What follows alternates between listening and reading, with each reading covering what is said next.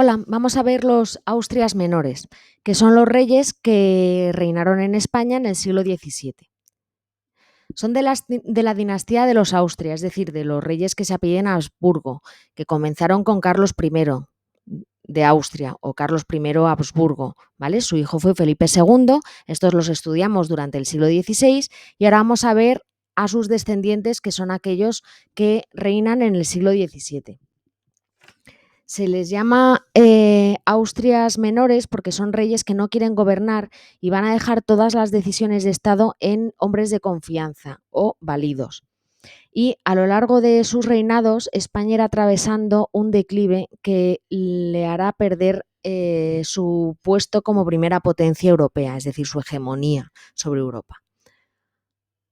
Estas son fotos de los tres. Tenemos primero a Felipe III, a Felipe IV y a Carlos II.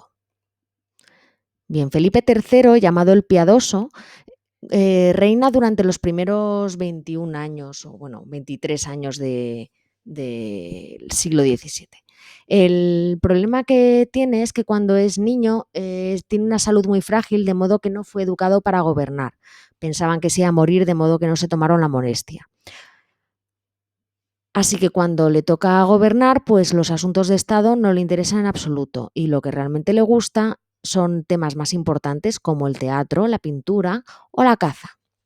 Se casó con Margarita de Austria-Estiria, que es su prima segunda, y tuvieron 8 hijos.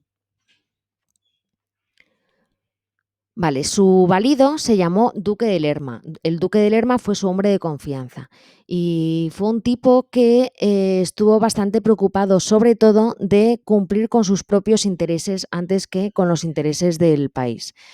Hasta tal punto que la capital de España era Madrid y él se la llevó a Valladolid solo porque, como él era de Valladolid y sus empresas estaban allí, le interesaba más. Luego después volvió otra vez a Madrid, pero bueno, para que veáis un poco el ejemplo de lo que fue actuar en interés propio. En cuanto a política exterior, reinará un periodo de paz bastante largo. Firmará una tregua llamada Tregua de los 12 años con los Países Bajos, con los que su padre había estado luchando, Felipe II había estado luchando por temas religiosos con los príncipes protestantes que habían querido proclamar la independencia, etcétera. Habían también firmaron una guerra con Inglaterra, con quien también habían estado luchando, y una tregua con Francia.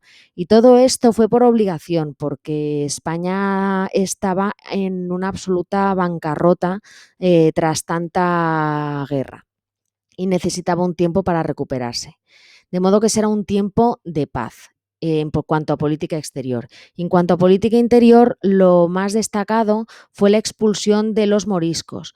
Esto ocasionó unas consecuencias importantes porque los moriscos se dedicaban a los trabajos del campo y al expulsarlos pues se perdió esta mano de obra y se quedaron sin trabajadores para poder llevar a cabo estas tareas, de modo que fue problemático.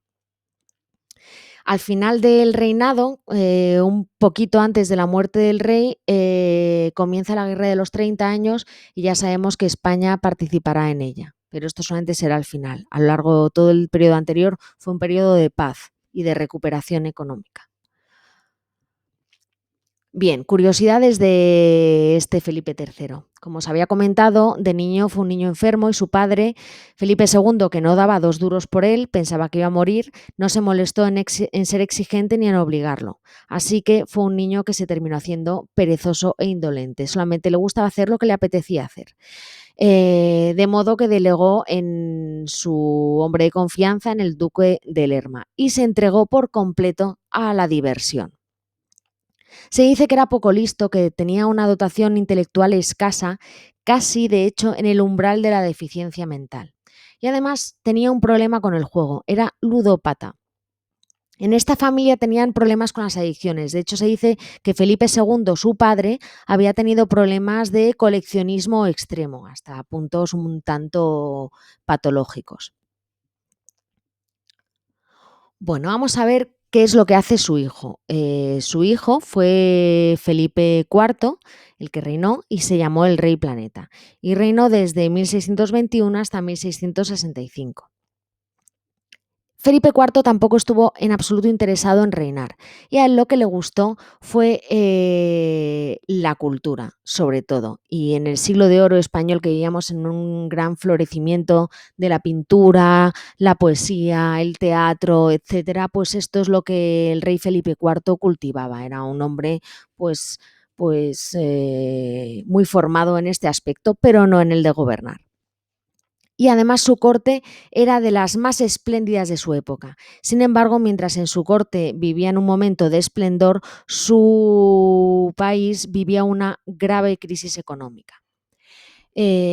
Tuvo un hijo con su primera mujer, Isabel de Francia, pero cuando tiene 17 años el chaval se muere. Era la gran esperanza del país porque parece ser que era un chico prometedor, pues estudioso, responsable, sí que le interesaba el gobierno, muy formado, muy inteligente, pero pues eso, se muere. Y entonces, como la mujer de Felipe IV ya estaba muerta, pues tiene que buscarse otra mujer. Se casará con su sobrina Mariana de Austria. Como veis, todos se apellidan igual porque todos eran familia.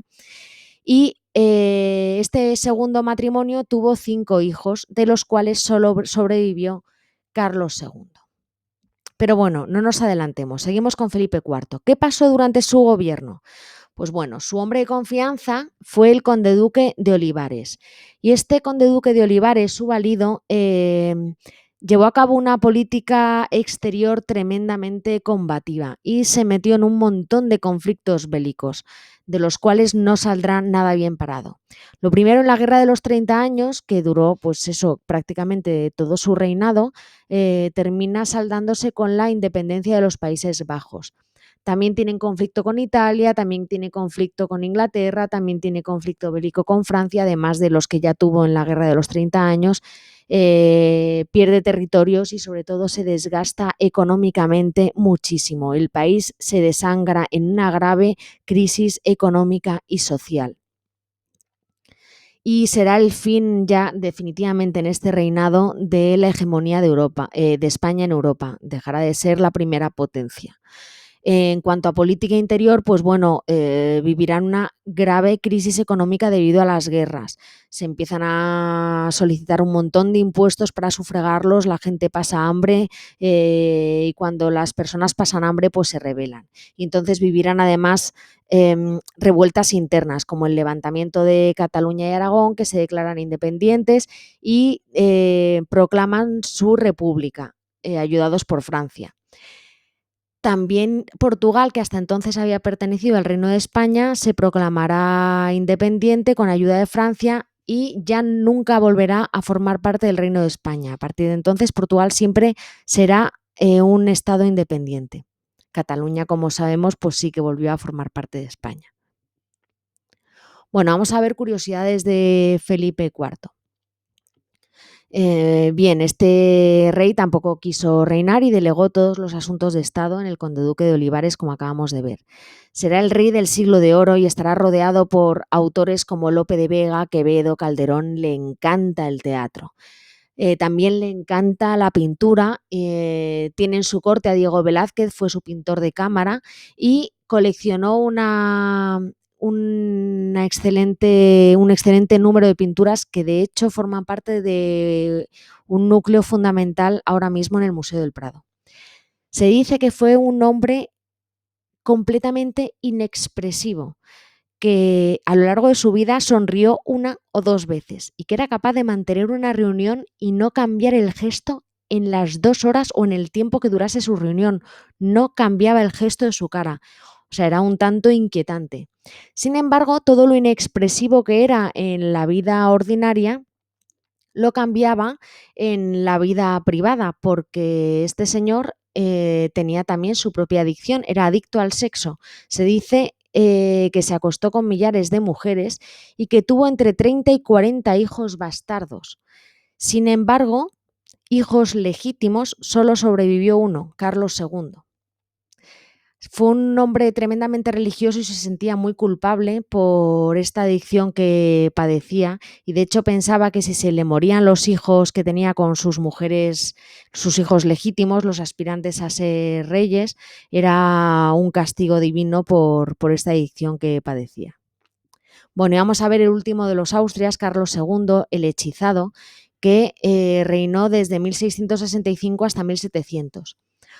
Sucede a su padre cuando solo tiene 4 años. Cuando él tiene 4 años, su padre muere. Entonces, este gobierno, por una parte, estuvo llevado a cabo por su madre, por la mujer de Felipe IV, que era Mariana de Austria, y después, cuando él alcanza la mayoría de edad, reinará su valido, o sea, gobernará su valido porque él tampoco va a tomar decisiones. Cuando Carlos II muere, no conseguirá tener descendencia, de modo que se iniciará una guerra de sucesión por ver quién se queda con el trono de España.